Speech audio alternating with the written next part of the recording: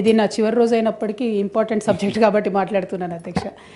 ఎందుకంటే ఈ మధ్య పేపర్లో వార్తలు చూసినాం అధ్యక్ష, ఆదివాసీ సాంప్రదాయాన్ని దెబ్బతీసే విధంగా వైదిక చిహ్నాలను కొన్నిటిని చెక్కడం జరిగిందని చెప్పారు అధ్యక్ష. దాని పట్ల చాలా ఆదివాసీ సంఘాలు కూడా అభ్యంతరాలను వ్యక్తం చేసినాయి. రెండవది, although I respect the spirit of the government అధ్యక్ష, అసలు ఈ మొత్తం సమ్మక్క సారక్క జాతర స్పిరిట్ ఏంటంటే 2 నెలలకోసారి అమ్మవారి అడవిలోంచి రావాలి, రోజు అక్కడ పూజలు చేయడం అన్నది సంస్కృతి కాదు అధ్యక్ష. ఫండమెంటలీ ఎండోమెంట్స్ టేక్ ఓవర్ చేయడం అన్నదే కరెక్ట్ కాదు అధ్యక్ష.